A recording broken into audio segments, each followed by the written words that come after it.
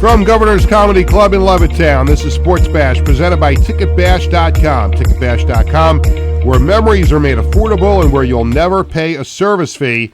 Sports Bash is also presented by Ryan Anthony's Heating and Air Conditioning Service, keeping Long Island warm for over 18 years, serving their customers in Nassau and Suffolk with pride, honesty, and integrity. For more information, visit www.liboilers.com. Sports Bash is brought to you by the Embassy Diner, located at 4280 Hempstead Turnpike in Bethpage. Every customer is considered family at the Embassy Diner. Mention Sports Bash, get a free dessert with your meal. By Coach's Collectibles, your number one source for 100% authentic sports memorabilia and live public autograph events. Check them out online at coachescollectiblesny.com.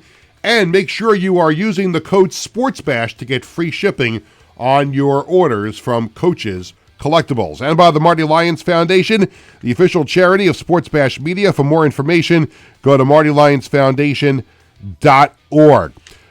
Well, hi again, everyone. I am Peter Schwartz. Welcome to the program. You are subscribed. Make sure you are subscribing to Gov's Comedy Club podcast channel on YouTube and follow Sports Bash Media on X, Instagram, and Facebook. Welcome inside the studios here at Governor's Comedy Club podcast. Coming up, we have a terrific show for you today. I'll be joined by author Brian Solomon about his new book that I got right here, Irresistible Force, The Life and Times of Gorilla Monsoon. And if you're like myself and you grew up a wrestling fan, there wasn't a more likable personality on WWF back in the day, then became WWE, but Gorilla Monsoon was an accomplished wrestler and really became a fan favorite and endeared personality when he became a broadcaster for WWF, and then he ultimately became the president of the WWF, an on-screen character.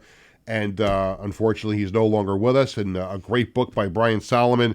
We'll talk about that with him coming up on the show later on in the program. And if you follow me on social media, and if you're not, you should. Shame on you if you're not. We became a broad. Sorry, go ahead. I heard myself in your rerun. If you follow me on social media, last Thursday, Pat LaFontaine, the former Islanders great, was inducted into. Well, the Islanders announced he will be inducted into the Islanders Hall of Fame on December 13th, and I did an interview with him at the Companions Encourage golf outing. And I posted it on social media just for the purposes of our show. We're going to play that interview back for you. I know my mother's excited about it because she's not on social media, so she couldn't watch it. So she's looking forward to watching the interview here on the show later today. So and I have some other thoughts on Pat LaFontaine getting in. So well-deserved, long overdue, but I'm going to save a lot of my other comments for the last segment of the show when we play the interview. So we're also going to have the Sports Bash Media poll question of the day. It is Mets related, and I know that Tony Walker, my producer Tony, and the host of the Knock 'em Dead comedy show from 11 to 12:30 every Monday through Friday here on the show. And I did get one of the questions right on trivia. Yes, you did. I did, and one I did. I knew the Big was the Tom Hanks movie, but I was driving and I couldn't. When we play, I couldn't answer that one. I got one in. I think I was right on it. But that was a good trivia segment on the show today. But you'll be interested in the poll question of the day because it is Mets related a little bit later on in the show. We're also going to have the Coach's Collectibles items of the week. And it is items of the week this week. Our good friend Dom at Coach's Collectibles, he provides us with the pictures and the items. He sent me two based on the subject I wanted it on today. And he sent me two. And I'm like, you know what? Let's just use both of them. And we're going to do that a little bit later on in the program. As you can see, I'm decked out in my Yankees stuff today. And I'll get to the Yankees in a second as they open up the wild card round against the Red Sox tonight at Yankee Stadium. But I wanted to start with a really good decision that I made yesterday. And in the course of my 58 years on planet Earth, I think we could all feel this way. I think everybody questions some decisions you make in life along the way. Did you eat the right thing for lunch? Did you exercise enough? Was that a smart purchase that you made? So there's certain decisions that you make in life that I think always come back to either bite you in the ass or you question and you have to live with it.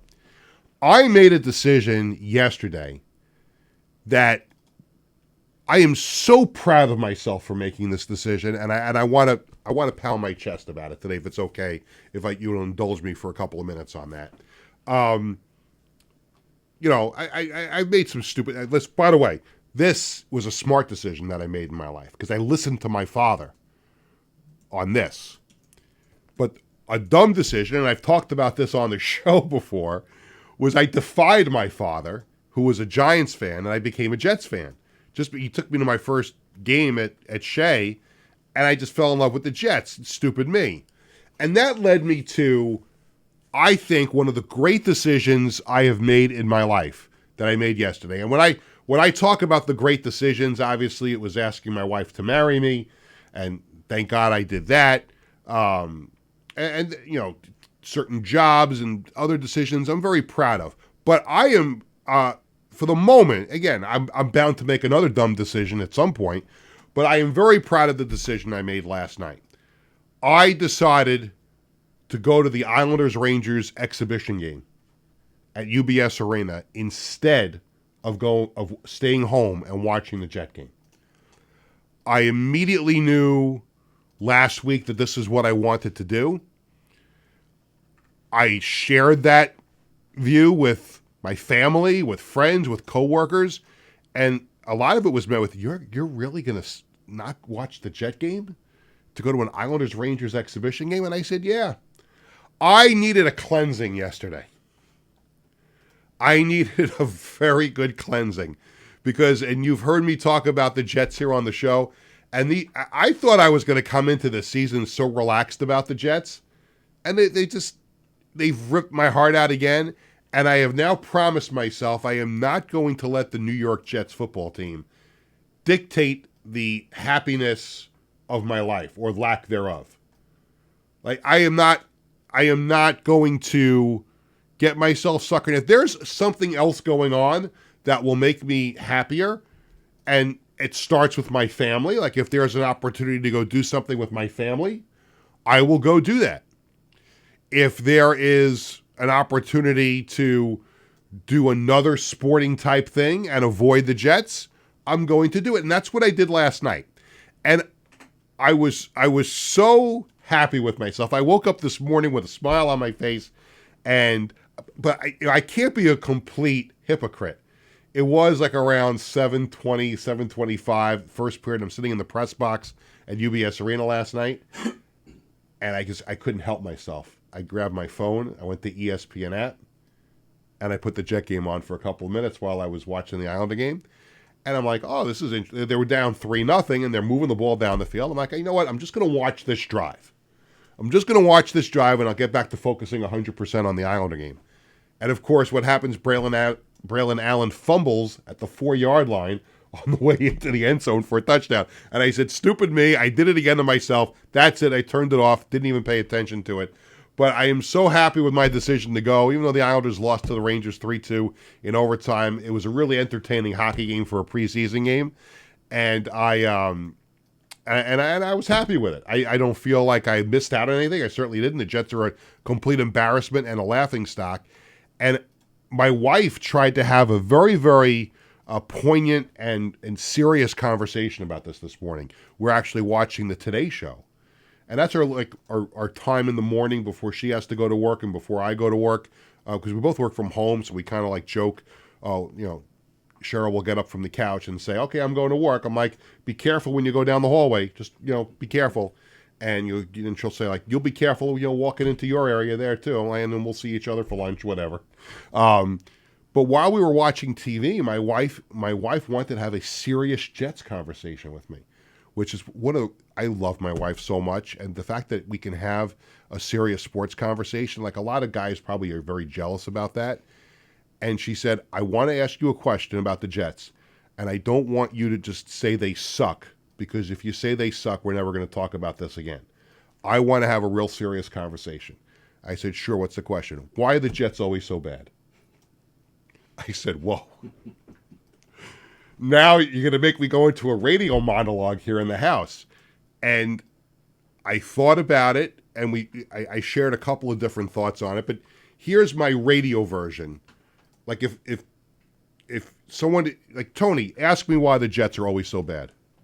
Peter, why are the Jets always so bad? I'm going to answer that question for you, Tony, and here's what the answer is. The Jets are cursed. They've been cursed since Joe Namath guaranteed the Super Bowl in Super Bowl III. And since that time, they have predominantly been a cursed franchise. And here's what I would do. Because every decision they make is the wrong decision. Whether it's hiring the GM, hiring the coach, hiring the janitor, hiring the PR person, hiring the chef, hiring the person who paints the lines on the field, sharing a stadium with the Giants, building your practice facility in New Jersey. Every decision that the Jets have made since they hired Weeb Ewbank as head coach in the 60s and drafted Joe Namath, just about every decision they've made. Now, they've made some good decisions. I mean, they had some good players over the years, and they've gotten to the AFC Championship game a few times. But for the most part, this has been a cursed franchise. And if I won the lottery tomorrow, and I had the money to buy the New York Jets, here's how Peter Schwartz, I don't talk in the third person very often, but first person. When you talk about yourself, is that first person or third person? I believe it's first. First person. I don't talk about the first person too much, but I'll say it here. If I won the lottery and I had the money to buy the New York Jets, here's the Peter Schwartz plan to fix the New York Jets. A complete and total extermination and exorcism of the entire New York Jets organization. And that is from top to bottom. Now, at the very top, we will have eliminated the owner because the owner, Woody Johnson, would have sold me the team. Now I get to do whatever I want to do. And here's what I would do. I literally would treat the New York Jets as an expansion team. I would let go of everybody. And I mean from the general manager down to the janitors, down to the interns, down to the people who cook the food, the people who, I said, paint the lines on the field, the people who deliver mail to the facility. I mean, everybody gone. And I'm going to bring in my own people. Because that's the only way to exorcise the demons that have infiltrated the New York Jets. It's the only way to do it. Because you can keep changing some of the names, but some of the names who have been around the team and part of the poison continue to put this disease in the New York Jets. And when I say a complete and total exorcism and an extermination, that also means their facility. So I would make sure everybody is out of One Jets Drive in New Jersey, and I would blow the whole thing up. And let it be somebody else's problem, because what I would do then is I would move the Jets back to New York. I would build a stadium in Queens or on Long Island, and I would build a practice facility in Queens or Long Island. And I think those things, and hiring the right general manager, and then I'm going to stay out of the way. The first decision is I'm hiring the general manager. Well, actually, the first decision is if I buy the team, I have to have a PR person to do all the announcements. So I literally would have to hire a PR person first. I think I'd hire a PR person first. Then I'd hire a director of sales and let them fill out their departments. And then I would hire the general manager. And I would say, I'm giving you the keys to the football operations. You go ahead and just hire the coach, hire the scouts, whatever you need, I got it for you. And I believe that would be the foolproof plan to fix the New York Jets. If I wanted to sound political, that would be my plan to make the New York Jets great again. But I'm not going to go down that road. But that's what I would do. That's the only way to fix the Jets. Blow the whole thing up, start from scratch like an expansion team. And that's all I want to say about that. I was going to talk about the Mets for a little bit, but I'll talk about it in a little while, maybe when we do the poll question of the day. Because something happened yesterday, and I'm not a Mets fan, as you know, but David Stearns really pissed me off yesterday. I'll talk about it when we do the poll question later. I'll save the Mets for later because, I got to get the Yankees in here in the next 3 minutes before Brian Solomon joins us. But, of course, today is Game 1, Yankees and the Red Sox in the wild card round. Max Fried against Garrett Crochet. I think this is going to be a 3-game series. I think the Yankees will win in 3. And we'll see where the Yankees go from there. They finished up the regular season very strong. I'm very happy about that. I did not think that was going to happen 2 weeks ago. I thought the Yankees were dead in the water. Not that they would make the playoffs, but I just felt like there would be no chance of them at least getting back to the World Series. And now, listen, 2 out of 3, you never know what could happen. But I think the Yankees will beat the Red Sox in the first round. And we'll see what happens from there. But I'm very excited about the Yankees going into the playoffs, Game 1 tonight at 6 o'clock. And here's something that I do, and before we go to a break, because Brian is on, we're going to take a quick break after I make my point here, and then we're going to get to Brian Solomon. When I was a little boy, and again, I followed my father being a Yankee fan, which was the smart decision to make, unlike the other decision I made sports-wise when I was little. But when I was little, my grandpa Dave gave me a gift that I have had since I was probably 6 or 7 years old, I think, when he gave it to me. Maybe I was a little bit older. I don't remember. But I brought it with me today, and I like to play show and tell here on the program every now and then. Tony likes it too because he thinks it's cool. I do. So my grandfather, and Tony, you'll let me know if the camera's getting a good shot at this or not. Okay. This Yankee pennant that my grandpa Dave gave me when I was a little boy, this is my most cherished piece of sports memorabilia that I own. I will never sell this, and my kids are Met fans, but I hope they will take this from me one day, even though they don't like the Yankees. But I'm trying to find out still, and I have to get Dom at Coach's Collectibles to take a look at this. I would like to find out 2 things. Number one, exactly what year this is from.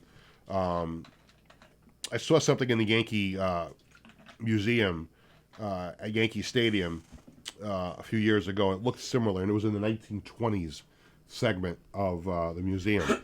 But I'd like to know what it's worth, number one. Not that I'm getting rid of it. I'm not. And number 2, number 1, I'd like to know what year it's from, and number 2, I'd like to know how much it's worth. Because then once I know exactly what it's worth and what year it's from, my plan is to put this in a really nice frame, get it matted with pinstripes, make it look like it's floating. I know it's going to cost an arm and a leg to get that done, but I want to make sure I get it appraised first. But this pennant means a lot to me, and I bring it out. I post it on social media every year when the Yankees are in the playoffs, with the hope that it gives them a little bit of juice to win a World Series. So I figured now having the platform of this show, I am going to. I was going to bring it in today. The microphone was blocking some of it, I think, right? Let me just move it down. Can you get the whole thing in there now? Is the whole thing in? Yeah, there you go. There you go, right there. Okay. It's a beautiful thing. Tony, I know you're a Met fan, but you have to admire it. Oh, absolutely. Isn't it beautiful? Yes. Nice felt.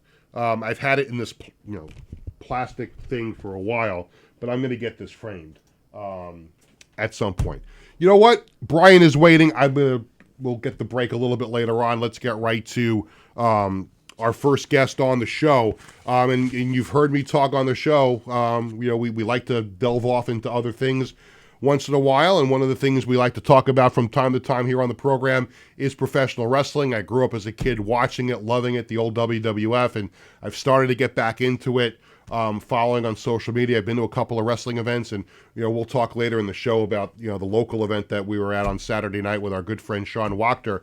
But one of the great personalities that I loved growing up was Gorilla Monsoon, especially when he was a WWF announcer. And there's this great book called Irresistible Force, The Life and Times of Gorilla Monsoon. And the author is Brian Solomon. And Brian joins us here on Sports Bash today to talk about it. Brian, it's Peter. How are you? Peter, it's great to be here. I'm happy to be here to talk about the book. But quickly, I just thought I'd throw my 2 cents in and say that I am also very excited that the Yankees are in the postseason. Mm-hmm. I would have been a little more happy and secure if they won the division outright. But if the Blue Jays just lost that game when the Yankees won, but I'll take it, and hopefully they get 2 out of 3 over the Red Sox, and away we go. Well, so what I'll say about that, Brian, is that I know a lot of people were angry at the Rays for not winning one of those games over the weekend. But how many games did the Yankees blow during the course of the season?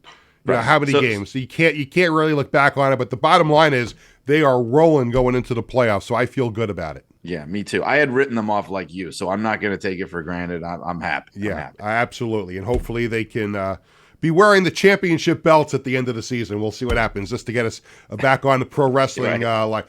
Tell me about the book. I've looked through it. It's a great read, a great book about a character and a person that I think is probably one of the most beloved figures in the history of pro wrestling. What was it about Gorilla Monsoon that made you want to write this book about him?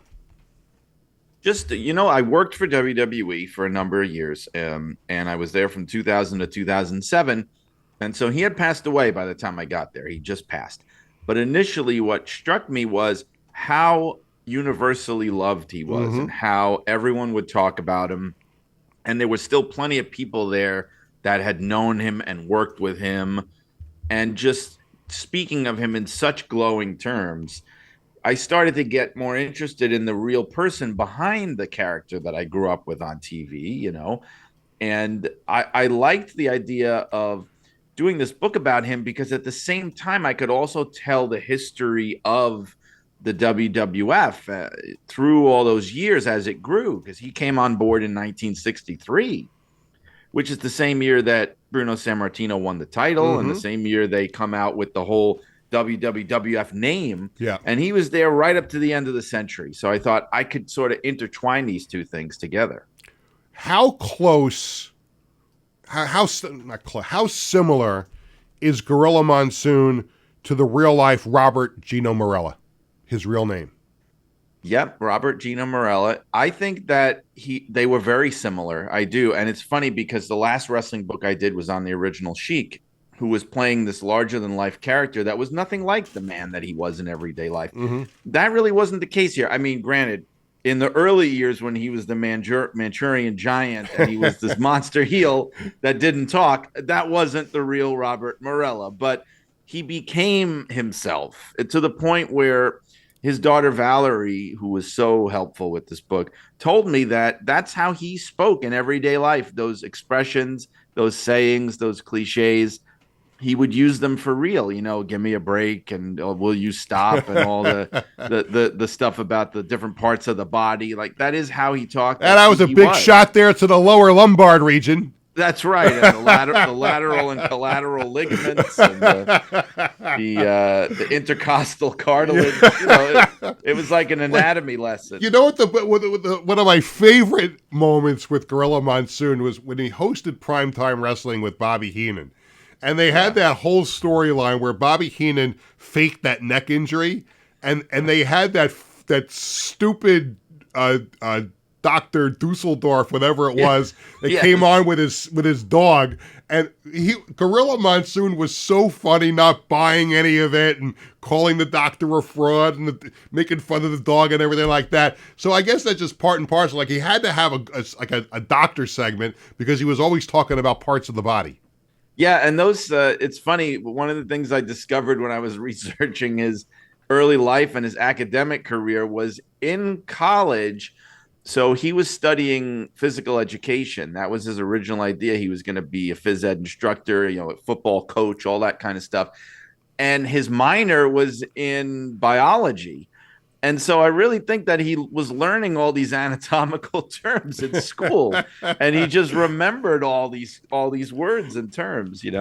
Unbelievable. He was one of a kind, no question about it. The book is called Irresistible Force: The Life and Times of Gorilla Monsoon, written by Brian Solomon, who is my guest here on the show. And when you think of the name of your book, and I thought it was brilliant that was the name of the book, Irresistible Force. Clearly, one of the most memorable matches that Gorilla ever called was the Hulk versus Andre, Hulk Hogan against Andre the Giant at WrestleMania 3 in front of 93,000 people at the Pontiac Silverdome. And if people who have seen the match, you see the beginning of the match, and that's where you got the two of them staring each other down in the ring, and Gorilla Monsoon says it's the irresistible force meeting the immovable object. And I thought that was genius on your part to name the book Irresistible Force. Yeah, I wanted to take the name of the book from some expression of his. but I wanted it to be something that actually meant something, that applied to who he was as a person too. And I thought Irresistible Force fit that, because that's what he was in the business. And and that call, that WrestleMania 3 call, that kind of immortalized him, almost in the same way it immortalized Hogan and Andre in that moment. It's to this day one of the most replayed, reheard moments and clips that fans, I'm sure, who are way too young to know him from his career, whose parents may even be too young to know him at this point, Right. they know that voice and they know the clips. They've heard it before. That's really cool. Yeah, I thought his play-by-play, when he became a play-by-play announcer, and if you think about the history of pro wrestling, there have been so many legendary people who have called play-by-play, whether it was Jim Ross or Tony Schiavone and Gordon Soley for people who followed Georgia wrestling down south. But there were so many legendary, even Vince McMahon. Vince McMahon, he became, obviously was the owner of the WWF and then WWE and the chairman, and became the Mr. McMahon character. I always will consider, like, if you're looking for one of the all-time great play-by-play guys in wrestling history, Vince McMahon was awesome during doing play-by-play. But I think Gorilla Monsoon brought a little different perspective and a little different dimension to calling a wrestling match. We joked before about the body parts, but I mean, when you heard him calling a match, it was like you were listening to Pat Summerall calling a Super Bowl. That's what it was like. It was a voice of authority. That's the thing. And it's interesting because Vince McMahon, like you said, he had been the voice of the company even before he owned it. So all through the 70s, through the early 80s, it was a one-man show. I mean, at one point he took over both weekly shows. He was doing the Garden shows all by himself, no color person. Right. And so when he took over, he didn't want to have to do all that. So he was doing some of it. And Gorilla was the first person that he trusted fully to take over some of those responsibilities. And like you said, Pat Summerall, that's the thing with Gorilla. Everybody remembers the funny stuff, but he tried to call it like a sport. From the voice of authority of someone who had done it. Yeah. And when you heard him, you may not have known all the details of his wrestling career and what he did, but you definitely got the sense he had done it. He'd been in there and he knew. And part of that was, if something was not done right or messed up or not effective, he would call that. Yeah. That's something announcers don't really do anymore in wrestling. But if you think about it, I mean, you're sports guys, if you're watching a ball game, they're going to call out the team if they screw something up. They're not going to gloss over it, And I know in wrestling, they're taught to like cover for the guy's shortcomings. Yeah. But Gorilla took the approach, I want the listeners to respect me and my authority. So they could see that something's BS. I'm going to call it. Right. No question about it. And the great thing about Gorilla Monsoon calling the matches was that he had such tremendous chemistry with whoever he called the matches with. And, he did a lot with Lord Alfred Hayes. I think with Superstar Billy Graham did some matches with him. But it was really with Jesse Ventura and Bobby Heenan where he really, that created like the A team, the A broadcast team for WWF. In your research for the book, did you ever find out who did he was very good friends with Bobby Heenan for a long time. But did he have a preference? Did you find out if he enjoyed doing the matches with Bobby Heenan more or with Jesse Ventura more? Well, I love both teams. I know a lot of people love both teams. They were both great. Yeah. But as far as Gorilla's preference, he definitely preferred Bobby. Yeah. Definitely. Because Bobby Heenan was his very best friend. I mean, they were as close as can be. And they had never met before Bobby came to the WWF. They had never had reason to cross paths, and they were never in the same place at the same time. And they came to truly, genuinely love each other. And I got this from so many people to the point, like, they just had so much fun together. Yeah. Like you talk about prime time, that became both of them, their favorite part of their job was that they got to keep doing that. And as the years went by and like Bobby's not managing as much. Right. Gorilla is doing less and less.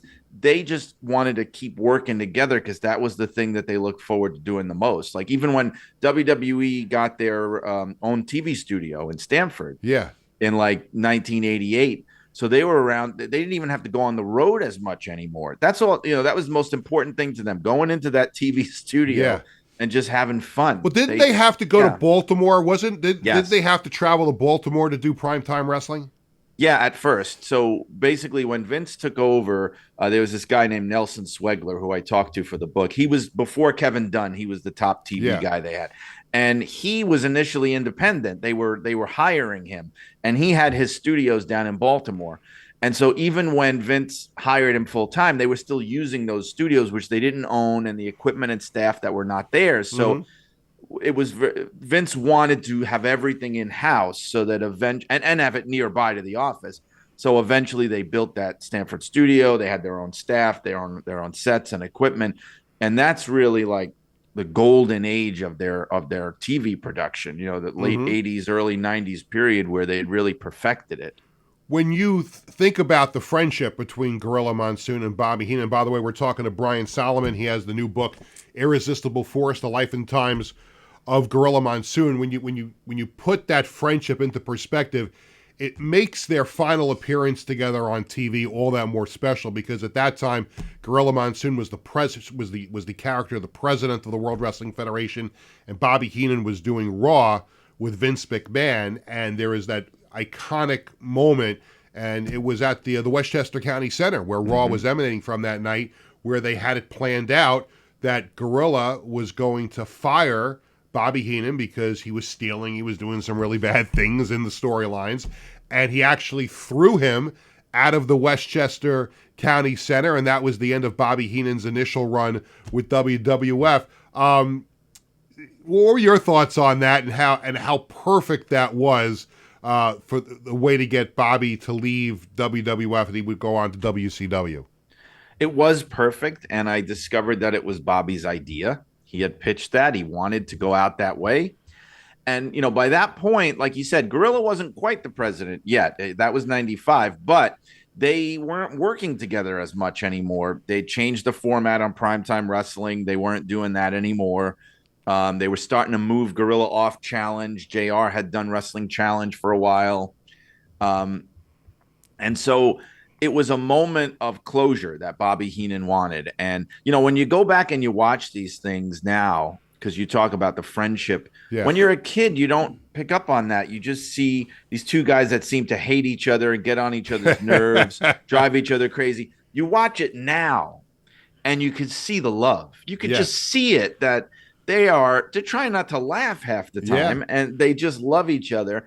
And that also extends into that segment when Gorilla kicks him out, because it's emotional. It's funny, but at the same time it's emotional. Like, you can actually see that Bobby is emotional over this, and that some of that, well, he does that salute when he's trying to get in the bus, and yes, he kind of does that. He does the little salute at the end, and it's kind of a poignant moment. In fact, both of the families were telling me that was hard for them to watch after it happened, because it was just so many different feelings that it brought up. And didn't they went back to their hotel afterward, and they weren't, I don't think the original intention was for them to share some time together, but they wound up doing that. What didn't like Bobby Heenan send like bananas to Gorilla Monsoon's hotel room? Yeah, and it was a funny thing because in the segment, Bobby says, "Hey, can anybody get me a lift to LaGuardia?" And ironically, it was Gorilla. They were riding together, after the cameras stopped, and they went back to the hotel. They were staying at the same hotel, and I wrote about it in detail in the book because Bobby had described it a couple times in interviews and in his book. And they're going up the elevator together, and they basically say, "Well, I guess this is it." And they go their separate ways. And then Bobby calls Gorilla because I guess he had some bananas or some fruit or something that had been delivered to the room, and he used it as a pretense. He said, "I got some bananas. Why don't you come down, you big ape?" And Gorilla comes down the hall, and they sat in the hall just talking and crying and just reminiscing. And it's this incredible moment of truly the end of an era. What, Brian, what do you think Gorilla Monsoon would think of pro wrestling today, whether it was, the way WWE has evolved now, and, the emergence of AEW as the number 2 company? You've got TNA, you've got the independents. that are all over the country. What do you think Gorilla Monsoon would think of pro wrestling today? I think he would kind of have two minds about it. I know content wise, from a personal opinion perspective, I don't think that he would be thrilled with what it's turned into. Like, I know that he was not happy with the direction of the Attitude Era from a personal perspective. He was uncomfortable with some of the content and also the way the business had changed so much and how guys were working differently. And there was less wrestling on the shows and things like that. And it was getting to the point where it wasn't really what he recognized anymore. And it's changed even more since then. So I can only imagine. However, I want to kind of put a caveat on that, because the one thing about Gorilla was he was always very smart about the business, and he understood what the business was, that the purpose was to make money. And a lot of the old time guys recognize that. Like, for example, even, Patterson and Briscoe, those guys from the old guard who were right on board with Vince doing all that crazy stuff during the Attitude Era, they weren't thrilled about it either. Right. We're not. Pat Patterson had said in later years that he thought it had all turned into a circus, but they went with it because it's making money. You're supporting your company. What are you going to do? What are you going to walk out? And he probably from remembering what he was like and reading the book and our conversation here, I would imagine that Gorilla would not be happy with the breaking of the pulling back the curtain and the fourth wall and all that stuff. And now you got WWE's got that Unreal show on Netflix, and we're talking about storylines and how this works, all that stuff. I would imagine he'd be livid about this. He would. He'd be kind of horrified. And I want to explain that to people that don't understand why. Why do the old timers care so much? You got to understand, these men lived their life this way. They protected it with every ounce of everything they had because their livelihoods depended on it. Their money would have dried up. At least that was their fear. If the fans were in on the reality of it. I mean, every fan had their suspicions, but it wasn't pushed in their face. Right. They were not pushing it in your face. And so they sacrificed so much. A lot of these guys would even keep their families in the dark, their wives, their kids. And so it gives them a feeling now of, well, what did I do all that for? It was all a big joke, a big lie. Now, what did I sacrifice all that for? And you may take issue with that and say, well, they got to change with the times. But I'm at least trying to help people understand why they get so upset. And he would have been very upset. Well, Brian, it would be like it's no different than, an old Major League Baseball player not happy that the DH is in both leagues, or they went to a pitch clock, or now extra innings start with the ghost runner on second base. So everything in life evolves, but I would imagine if you're old school, then you want it to stay old school. Yeah, I even talked in there briefly about the incident that they call the curtain call at Madison Square Garden, which happened, Gorilla was there, and I believe he was actually in the Gorilla position that night at the Garden. It was a Garden house show where, for people that don't know, you had heels and baby faces celebrating together in the ring because Scott Hall and Kevin Nash were leaving to go to WCW. So you had Triple H in there, you had Shawn Michaels, I think X-Pac might have been in there, I'm not sure. And they just completely threw kayfabe out the window. They figured it's a house show. It's not being filmed. Who cares? And somebody filmed it. It was filmed. It was filmed by a cam, some kind of cam. And the old time guys, because I think Briscoe told me this. Somebody told me they were furious, and actually Vince was too. Because Vince was from the old guard too, in a way. They were furious. And Triple H paid the price for that? Wasn't Triple H? He was supposed to be on a run maybe to be king of the ring, and then they pulled that away from him. Yeah, because Triple H was politically vulnerable. So Hall and Nash were leaving. Can't do anything to them. Shawn Michaels is the golden boy. He's the top star. They're not going to punish him. Triple H took the heat. Yeah, he got his whole push killed for about a year or more. Yeah. Really quick, we got a minute left. Did Gorilla embrace the backstage area being called the Gorilla position? That's a funny question. I don't know what he personally thought about it, but I will say, it was being called that all the way back into the 70s and early 80s. And so he had to be okay with it, or he would have discouraged it. He might have thought it was amusing. I heard from Bruce Pritchard that because Bruce Pritchard kind of took it over, that they wanted to rename it at one point the Love Position because of Brother Love. And Bruce said, absolutely no way. It is always the gorilla position forever. Yeah. Awesome. Well, listen, Brian, thank you so much for spending some time. Again, the book is called Irresistible Force, The Life and Times of Gorilla Monsoon, written by Brian Solomon, with the foreword written by one of my all-time favorite wrestlers, Bret the Hitman Hart. Brian, thank you so much. Best of luck with the book. How can people order it really quick? Thank you, Pete. They can get it anywhere books are sold. Amazon, Barnes & Noble, order it online, print or digital. If your local store doesn't have it, ask them to order it. Brian, this was a lot of fun. Let's do it again, and let's go Yankees, right? You got it, yes. Awesome. Brian Solomon. When we come back, lots more to do. Pat LaFontaine, Islanders great, is going to join me with an interview that we taped a few days ago. We're going to have that for you when we come back right after this. All right. Thanks, guys. Hi, I'm Peter Schwartz. And I'm Vinny Tickets. We want to take a moment to talk about our fantastic sponsor, the Embassy Diner. Embassy Diner has been a beloved staple in the restaurant industry for over 50 years. And the great thing about it is when you walk through the door, you're not a customer, you are family. Every visit promises to be filled with warmth, love, and respect. And here's an extra treat. If you mention Sports Bash during your visit, you enjoy a free dessert on the Embassy Diner. Come on down to the Embassy Diner, where great food and great company are always on the menu. Visit the Embassy Diner, located at 4280 Hempstead Turnpike in Bethpage. Hi.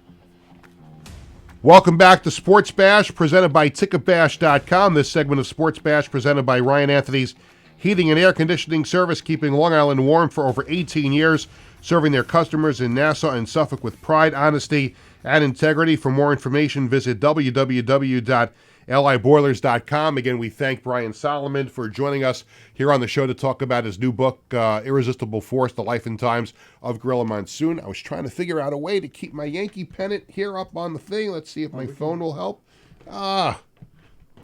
We'll figure that out. We got to get to Pat LaFontaine anyway. I'm going to just put this down maybe when we come back after the interview. Before we get to the Pat LaFontaine interview, just to set this up a little bit, and could not be happier for any one individual. I got a chance to cover Pat LaFontaine during the end of his Islander career, and of course there was a lot of acrimony that was built up. You remember he. And just some Islander fans don't know this about him, but most Islander fans still love Pat LaFontaine because of what he did for the Islanders. But there are those who remember back then that, he forced a trade. He wanted to leave. Then he came back, was an advisor for Charles Wang, and then left again. All he does is leave the Islanders. Well, there were reasons why he left the Islanders. Number one, the original problem was that John Pickett, the Islander owner, back in 91, 92, right before that season, they had promised Pat LaFontaine a contract extension the season before, and he reneged on it. So as training camp opened up for the 91-92 season, Pat LaFontaine requested a trade, and he wound up getting traded to the Buffalo Sabres. He would eventually, at the end of his career, come back to the Islanders as an unpaid advisor to Charles Wang.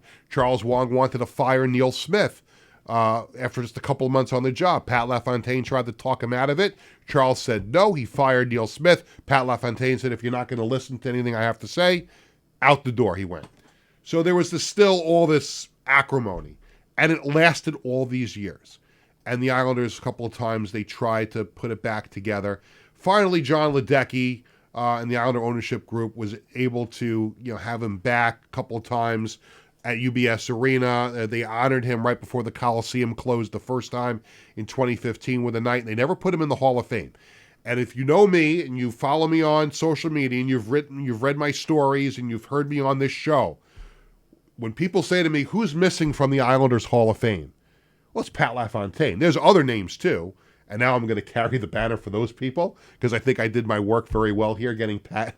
I'm not going to take responsibility and take the reasoning like, Peter complained about it, so the Islanders put him in. So, no. But I did yell about it a lot. So I was very, very lucky to be invited last week to the dinner portion of the Companions in Courage Foundation annual golf outing. And when I was invited by the foundation, I said, you probably should come for the dinner because it's going to be a memorable night. And I kind of figured. And there were some other clues along the way. But I was very excited to be there when John Ledecky announced that Pat LaFontaine will be the 17th person to be in the Islanders Hall of Fame. It'll be on Saturday, December 13th, when the Islanders take on the Tampa Bay Lightning. Pat LaFontaine will go in. I can tell you right now, I hope my family is listening. Don't make any family plans that night. I hope we're all there on December 13th, the whole Schwartz family, to see Pat LaFontaine going into the Islanders Hall of Fame. And after that dinner event last Thursday, I had a chance to catch up with number 16, Pat LaFontaine. Well, you waited a long time for a night like tonight. For you, what does it mean to get the Hall of Fame nod at your event, at your golf outing here tonight? I mean, it's extra special because we're raising money to help kids in children's hospitals, and the New York Islanders were kind enough to induct me into the Hall of Fame. I think I'm obviously super humbled, and I'm very appreciative with tremendous gratitude. I think when you get a little bit older, like me, I mean, I came to Long Island 41 years ago. When things happen quickly, one of the things Al Arbor was always good at, he made you earn it. Nothing came to you easy. Right. You have to earn it, and then once you earned it, you appreciated it. So I've always been a person of principle, and sometimes, principle takes a little time. And this time in my life, this is really meaningful. I've got 2 grandkids now. I got to just hang out with all the former Islander guys, and it was very kind of, I don't know what the right word is, but it's very memorable. All the years, my wife's from Huntington. I married a Long Island girl. We live on Long Island. So I think it kind of hit me as a sense of gratitude, a sense of tremendously honored because of the guys that are already there.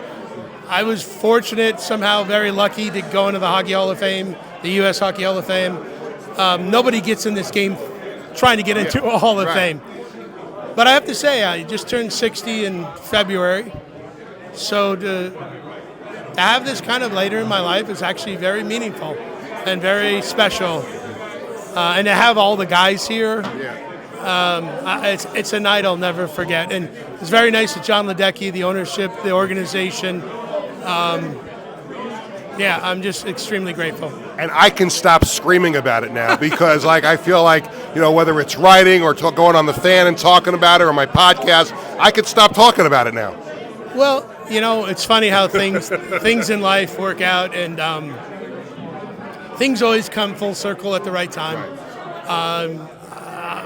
Our family is big in values and morals, and we've always loved our time. I'm grateful to the Torrey family for bringing me here to Long Island. Al Arbor, Brian Trotche, Mike Bossy, Clark Gillies, Bobby Nystrom, all the guys, Eddie Westfall, all the guys that were here tonight that support this event. But it's about the journey, and it's about the players you meet, the relationships. It's about the things you go through.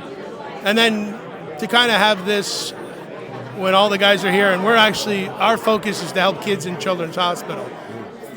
And you raised a lot of money for that tonight. Raised a lot of money tonight, and that's what's most important. So this is just a separate bonus, and it's meaningful to a player who's been retired, I think, 27 years now. Yeah.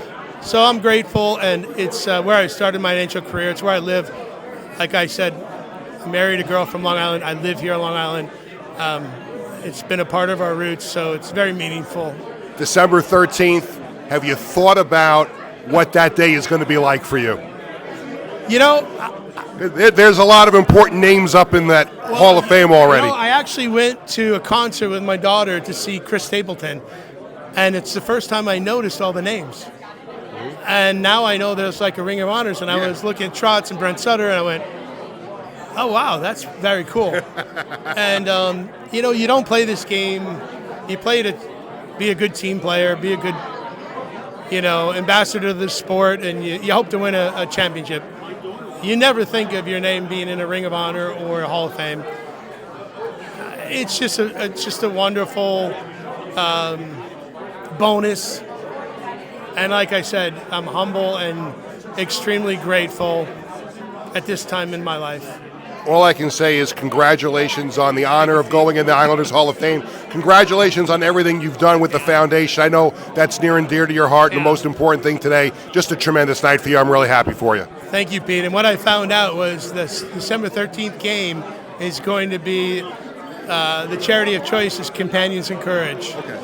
And that even makes it more special and meaningful to me, that not only are we going to celebrate that, but we're going to be celebrating raising money for special kids in Children's Hospital, which is near and dear to my heart, and a stepping stone that hockey allowed me to do, to be a part of something to give back service and purpose. Super grateful. Awesome. Thank you so much. Thank you, Pete. That was pretty cool. Now I've been pretty lucky to be at a number of great events over the years. That was pretty cool. I have to tell you, and I don't usually pat myself on the back, but I will this time. There were only 2 media members that were invited to that last Thursday. Oh, wow. Me and Alan Krita of the Associated Press. And that meant a lot to me because I've had a great relationship with Pat and his foundation. Jim Johnson, by the way, who runs that foundation, and he's going through some stuff on his own right now, so thoughts and prayers are with him and his family. But when I got that email from him and he came up to me at the event and said, when we knew this was going to happen at this dinner, you were the first person that we thought of. And I had chills thinking about that, goosebumps. Yeah, I'm so much looking forward to December 13th where Pat finally gets into the Islanders Hall of Fame. And it's I couldn't be happier to help, not help, but just to be a part of that last week. That was pretty cool. Coach's Collectibles items of the week. The first item is a Ben Rice autographed and framed 8x10 photo. Ben Rice and the Yankees opening up the playoffs tonight, the wild card round against the Red Sox. Now, the second item is a Yankees Core 4 5-piece World Series ring set. So the Core 4 that won 5 championships with the Yankees, you get those 5 rings, and I think that would really look nice in the Schwartz house. I don't think the other 3 people I live with would like to see it, but I might just have to get that one as well. Coach's Collectibles, your number one source for 100% authentic sports memorabilia and live public autograph events. For more information, visit coachescollectiblesny.com. Use code SportsBash for free shipping.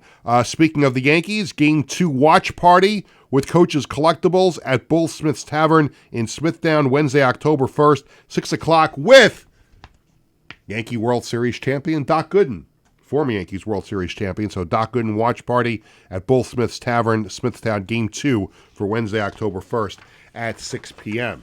It is time for the Sports Bash Media poll question of the day, and that means Tony Walker is going to participate in this. We post a new poll question every Tuesday and Thursday on the Sports Bash Media X/Twitter page. All right, Met fans, including Tony Walker, who is to blame for the Mets not making the playoffs? And you have 4 choices. The owner, Steve Cohen, the president of baseball operations, David Stearns, the manager, Carlos Mendoza, or the players. And Tony, you are the Met fan. I will give you the first chance to answer that question. Can I do all the above? Well, you could. Yeah, I guess you could. I mean, if you commented, but you know what happens when I ask people to comment on the poll, they never. You want to do all the above? You're fine. I could write you in for all of the above. If I have to pick one, I think I'll Tony, actually go with Mendoza. We're gonna write that in. We'll make sure that Connor Kalb gets that noted on the Sports Bash Media X/Twitter page. I'm gonna go with the players, Tony. Oh, yeah. Steve Cohen wrote the checks. David Stearns went out and got guys whose back of the baseball cards were good, and Carlos Mendoza was given the tools that he was given.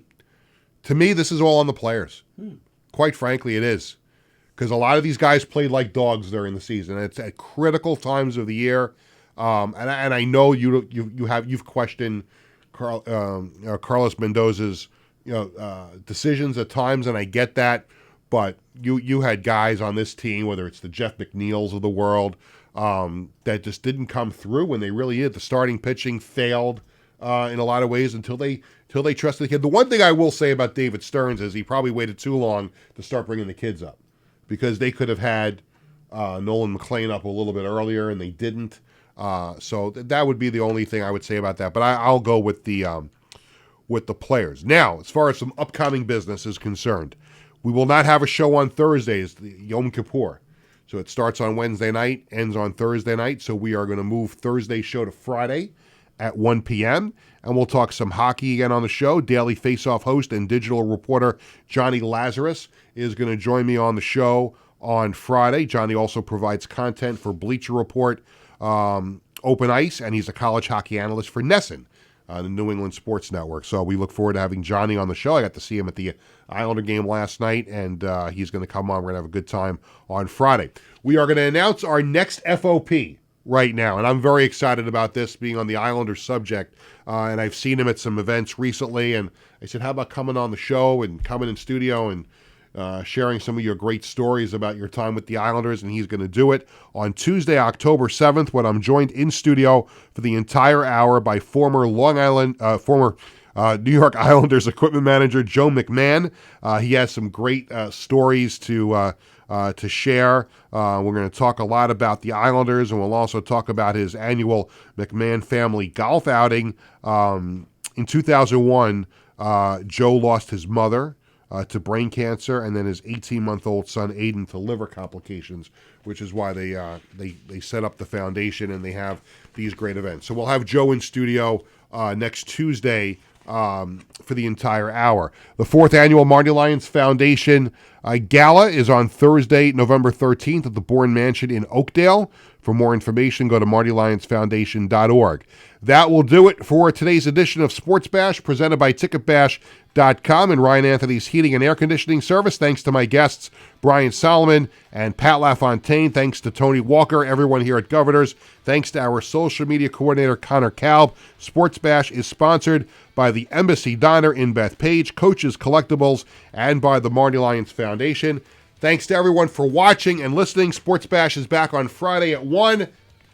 And with Grandpa Dave's pennant, I say, let's go Yankees. Have a good day, everybody.